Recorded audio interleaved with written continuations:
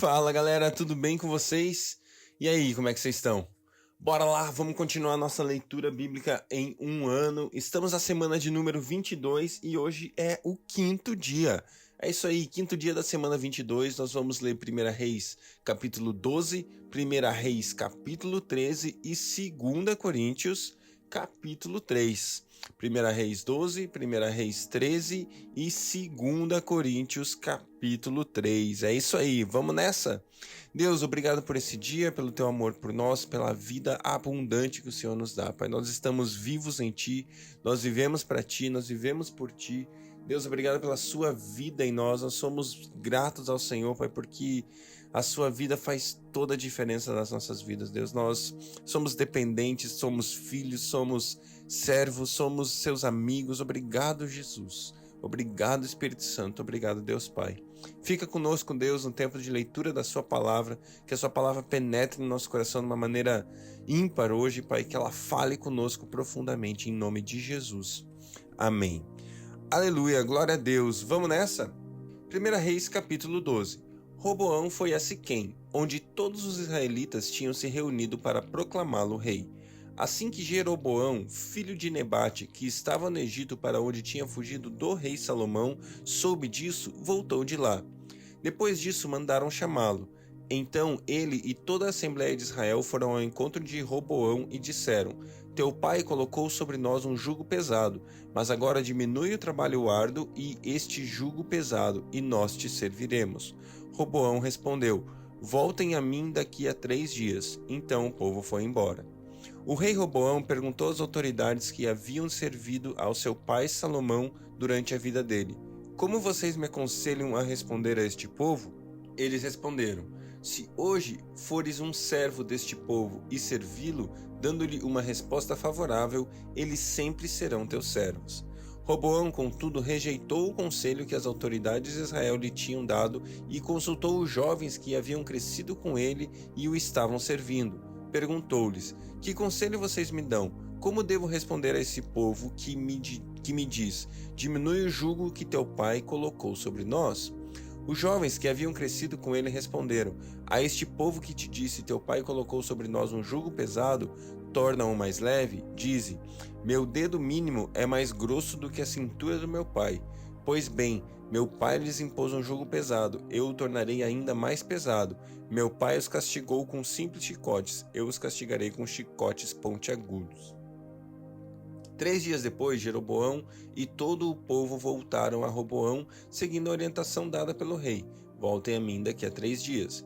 E o rei lhes respondeu asperamente, rejeitando o conselho das autoridades de Israel. Seguiu o conselho dos jovens e disse: Meu pai tornou pesado seu jugo, eu o tornarei ainda mais. Meu pai os castigou com simples chicotes, eu os castigarei com chicotes pontiagudos.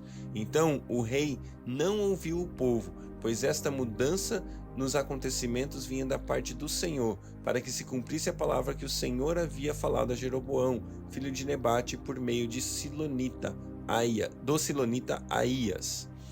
Quando todo Israel viu que o rei se recusava a ouvi-los, respondeu ao rei: Que temos em comum com Davi? Que temos em comum com o filho de Jessé? Para as suas tendas, ó Israel, cuide da sua própria casa, ó Davi. E assim os israelitas foram para suas casas. Quanto, porém, aos israelitas que moravam na cidade de Judá, Roboão continuou como rei deles. O rei Roboão enviou Adonirão, chefe do trabalho forçado, mas todo Israel o apedrejou até morte. O rei, contudo, conseguiu subir em sua carruagem e fugir para Jerusalém. Dessa forma, Israel se rebelou contra a dinastia de Davi, e assim permanece até hoje. Quando todos os israelitas souberam que Jeroboão tinha voltado, mandaram chamá-lo para a reunião da comunidade e o fizeram rei sobre todo Israel. Somente a tribo de Judá permaneceu leal à dinastia de Davi. Quando Roboão, filho de Salomão, chegou a Jerusalém, convocou 180.000 homens de combate das tribos de Judá e de Benjamim para guerrearem contra Israel e recuperarem o reino. Entretanto, veio esta palavra de Deus a Semaías, homem de Deus: Diga a Roboão, filho de Salomão: rei de Judá, às tribos de Judá e Benjamim, e ao restante do povo: assim diz o Senhor: não saiam à guerra contra seus irmãos israelitas. Voltem para casa todos vocês, pois eu que fiz isso. E eles obedeceram à palavra do Senhor e voltaram para suas casas, conforme o Senhor tinha ordenado. Jeroboão fortificou Siquém, nos montes de Efraim, onde passou a morar. Depois saiu e fortificou Peniel. Jeroboão pensou: o reino agora provavelmente voltará para a dinastia de Davi.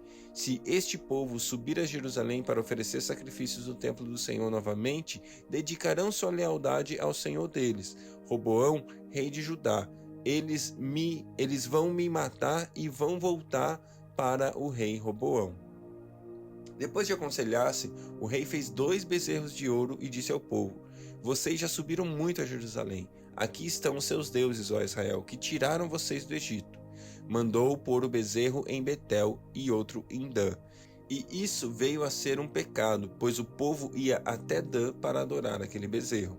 Jeroboão construiu altares idólatras e designou sacerdotes dentre o povo, apesar de não serem levitas. Instituiu uma festa no 15º dia do 8º mês, semelhante à festa realizada em Judá, e ofereceu sacrifícios no altar. Ele fez isso em Betel, onde sacrificou os bezerros que havia feito. Também estabeleceu lá sacerdotes nos seus altares idólatras. No 15º dia do 8º mês, data que ele mesmo escolheu, ofereceu sacrifícios no altar que havia construído em Betel. Assim, ele instituiu a festa para os israelitas e foi ao altar para queimar incenso. Esse texto nos mostra algo muito importante. Existem marcos e existem sabedorias, existem informações que nós precisamos muito ouvir daqueles que são mais velhos, daqueles que são nossos pais, daqueles que vieram antes de nós. Quando nós ouvimos e obedecemos aqueles que são mais velhos, aqueles que têm a sabedoria, aqueles que já caminharam mais que nós, provavelmente, na maioria das vezes, especialmente se essas pessoas forem homens e mulheres de Deus, que Deus levantou, que Deus usou, que Deus abençoou, você vai se dar bem. Se você ouvir o caminho deles, você vai se dar bem. A palavra de Deus fala em Provérbios que nós devemos andar nos marcos estabelecidos pelos nossos pais. E esses marcos são exatamente esses limites, esses pontos, esses princípios que não mudam, que são imutáveis. O povo de Deus, ele tem vários princípios, entre eles, Deus é nosso único Deus. E quando eles começaram a buscar ali as coisas que são próprias do mundo, necessariamente estamos falando aqui de poderes, estão querendo, eu quero ser o rei, eu quero me colocar na posição, eu quero justiça própria, eles começaram a se afastar dos marcos estabelecidos por Deus. Primeiro, Roboão ouviu e foi lá se aconselhar com os conselheiros, com os homens antigos, com aqueles que viviam, que tinham uma experiência, e ele ignorou o conselho, ele ignorou ouvir os mais velhos, ele ignorou ouvir a sabedoria daqueles que vinham antes dele. E foi para os seus amigos, para a galera que ia falar aquilo que era agradável aos seus ouvidos, e só então executou aquilo que era bom para ele, aquilo que ele talvez já estava no coração. E assim foi também depois, quando Jeroboão decidiu então começar a ignorar todos os marcos e os padrões do reino de Deus, os padrões de Israel, e colocou ali ídolos. Não é esse o padrão do reino, não é esse o padrão de Israel, não é esse o padrão do reino de Deus para mim e para a sua vida. Nós devemos olhar para a palavra de Deus, estudar a palavra de Deus, seguir os princípios da palavra de Deus. Os princípios da palavra de Deus não mudam. Existem princípios que são e ponto. Sabe o princípio de semeadura e colheita, por exemplo? Ele se o ímpio semear, ele vai colher. Se o crente semear, ele vai colher. São princípios que são estabelecidos e a gente precisa viver neles.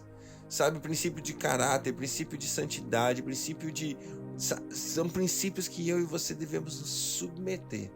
Não importa a circunstância, não importa a situação. 1 Reis, capítulo 13. Por ordem do Senhor, um homem de Deus foi de Judá a Betel, quando Jeroboão estava em pé junto ao altar para queimar incenso. Ele clamou contra o altar segundo a ordem do Senhor. Ó altar, assim diz o Senhor, um filho nascerá na família de Davi e se chamará Josias. Sobre você ele sacrificará os sacerdotes dos altares idólatras que agora queimam incenso aqui, e ossos humanos serão queimados sobre você. Naquele mesmo dia o homem de Deus deu um sinal. Este é o sinal que o Senhor declarou: o altar se fenderá, e as cinzas que estão sobre ele se derramarão. Quando o rei Jeroboão ouviu que o homem de Deus proclamava contra o altar de Betel, apontou para ele e ordenou: prendam-no! Mas o braço dele ficou estendido e paralisado, e não voltava ao normal. Além disso, o altar se fendeu e suas cinzas se derramaram, conforme o sinal dado pelo homem de Deus por ordem do Senhor. Então o rei disse ao homem de Deus: interceda ao Senhor, o seu Deus, e ore por mim para que meu braço se recupere. O homem de Deus intercedeu ao Senhor, e o braço do rei recuperou-se e voltou ao normal. O rei disse ao homem de Deus: venha à minha casa e coma algo, e eu o recompensarei. Mas o homem de Deus respondeu ao rei: mesmo que me desse metade dos seus bens, eu não iria com você, nem comeria ou beberia nada deste lugar, pois recebi estas ordens da palavra de Deus: não coma, nem beba água, nem volte pelo mesmo caminho por onde foi. Por isso, quando ele voltou, não foi pelo caminho por onde tinha vindo a Betel. Ora, havia um certo profeta já idoso que morava em Betel. Seus filhos lhe contaram tudo o que o homem de Deus havia feito naquele dia e também o que ele dissera ao rei. O pai lhes perguntou por qual caminho ele foi, e os seus filhos lhe mostraram por onde tinha ido o homem de Deus que viera de Judá. Então ele disse a seus filhos: selem o jumento para mim. E depois de selarem o jumento, ele montou e cavalgou à procura do homem de Deus até que o encontrou sentado debaixo da grande árvore. E lhe perguntou: você é o homem de Deus que veio a Judá? Respondeu: que veio de Judá? Respondeu: sou. Então o profeta disse: venha à minha casa comer alguma coisa. O homem de Deus disse: não posso ir com você, nem posso comer ou beber água neste lugar. A palavra do Senhor deu-me essa ordem: não coma nem beba água de lá, nem volte pelo mesmo caminho por onde você foi. O profeta idoso respondeu: eu também sou profeta como você, e um anjo me disse por ordem do Senhor: faça-o voltar com você para sua casa para que coma pão e beba água. Mas ele estava mentindo. E o homem de Deus voltou com ele e foi comer e beber em sua casa. Enquanto ainda estavam sentados à mesa, a palavra do Senhor veio ao profeta idoso que o havia feito voltar, e ele bradou ao homem de Deus que tinha vindo de Judá: assim diz o Senhor, você desafiou a palavra do Senhor e não obedeceu a ordem que o Senhor, o seu Deus, deu a você. Você voltou e comeu o pão e bebeu água no lugar onde ele falou que não comesse nem bebesse. Por isso, o seu corpo não será sepultado no túmulo dos seus antepassados. Quando o homem de Deus acabou de comer e beber, o profeta idoso selou seu jumento para ele. No caminho, um leão o atacou e o matou, e o seu corpo ficou estendido no chão ao lado do leão e do jumento. Algumas pessoas que passaram viram o cadáver estendido ali, com o leão ao lado, e foram dar a notícia na cidade onde o profeta idoso vivia. Quando este soube disso, exclamou: é o homem de Deus que desafiou a palavra do Senhor. O Senhor o entregou ao leão, que o feriu e o matou, conforme a palavra do Senhor o tinha advertido. O profeta disse a seus filhos: selem o jumento para mim. E eles o fizeram.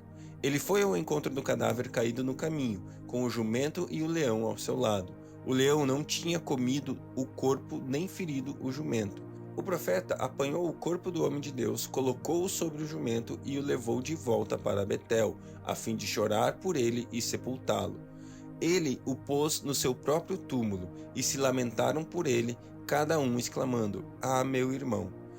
Depois de sepultá-lo, disse aos seus filhos: quando eu morrer, enterre-me no túmulo onde está sepultado o homem de Deus.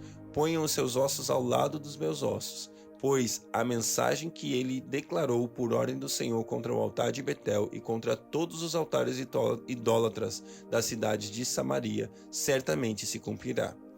Mesmo depois disso, Jeroboão não mudou o seu mau procedimento. mas continuou a nomear dentre o povo sacerdotes para os altares idólatras. Ele consagrava para esses altares todo aquele que quisesse tornar-se sacerdote. Esse foi o pecado da família de Jeroboão, que o levou à sua queda e à sua eliminação da face da terra. 2 Coríntios capítulo 3. Só um comentário rápido antes de entrar em Coríntios, é o fato de que eu e você devemos ouvir a palavra e a voz de Deus. Meu irmão, minha irmã, é óbvio, né? Eu até acabei de comentar a importância de nós ouvirmos conselhos e nos aconselharmos com pessoas. Isso é muito importante. É muito importante. Mas existe uma convicção que eu e você temos que ter naquilo que ouvimos de Deus. Esse homem, o primeiro profeta ali, ele tinha ouvido a palavra de Deus e Deus tinha falado para ele: não coma nem beba nada de lá. Volte por um outro caminho e pronto, volte para cá, mas não coma e nem beba daquele lugar. E aí surgiu um outro homem de Deus na história, um outro profeta de Deus na história e falou: ei, Deus me falou uma outra coisa a respeito de você. E ele ele substituiu a palavra que Deus havia afirmado para ele pela palavra que esse novo homem, esse profeta, havia trazido sobre a vida dele. E eu e você temos esse risco constantemente, né? É muito importante, de novo, é muito importante nós nos aconselharmos, estarmos no corpo, ouvirmos. A palavra de Deus fala que na multidão de conselho nós encontramos sabedoria. Então isso é de Deus, é importante. Mas eu e você devemos firmar os nossos pés na palavra que Deus falar comigo e com você.